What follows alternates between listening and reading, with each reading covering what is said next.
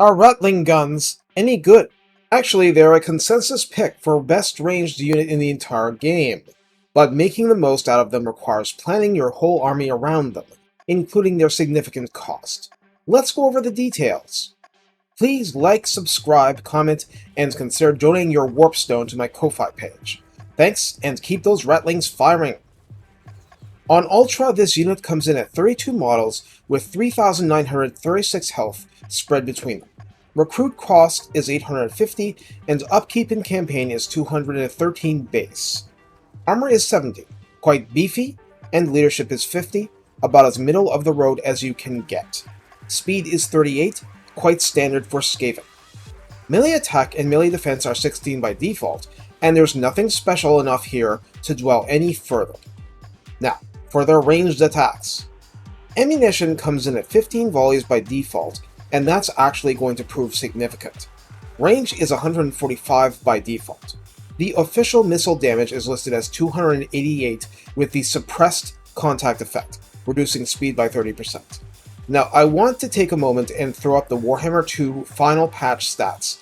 You can see the ranged nerf in effect. This both reduces the power of the unit and makes it burn through that ammunition a significant amount slower. Damage per shot is 2 base damage and 6 armor piercing, so this is heavily tilted toward punching holes in steel plate. The thing is, there are 18 shots in a volley. The projectile count is 1, but that's just to say it's a stream of green bullets. Reload time is 5, as opposed to the lower number in Warhammer 2.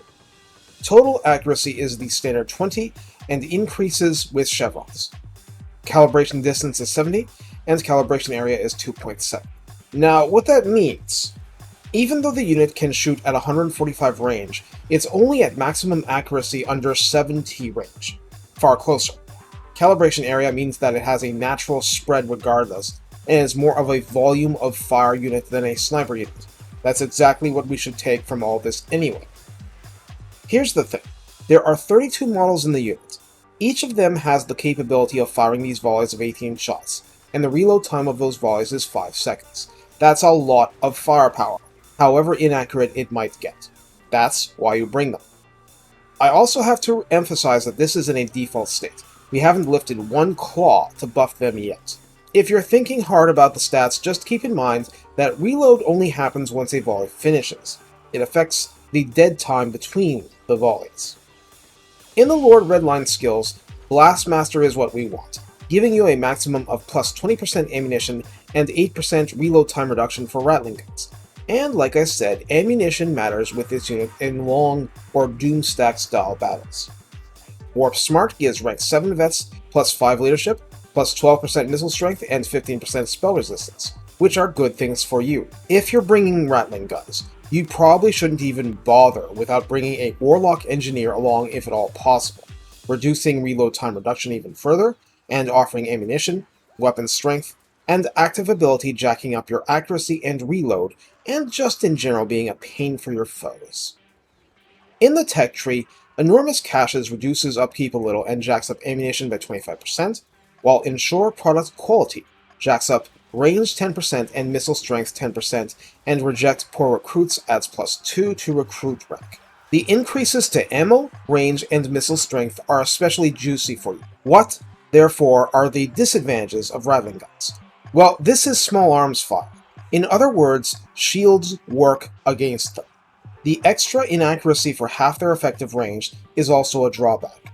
And while tracer ammunition makes it really easy to see where you're shooting, they're in essence a gunpowdered unit, meaning that they have line of sight issues, are overly concerned with friendly fire despite being Skaven, and they're nowhere near fast enough or resilient enough to survive concentrated assault. Meaning you have to do a bunch of things.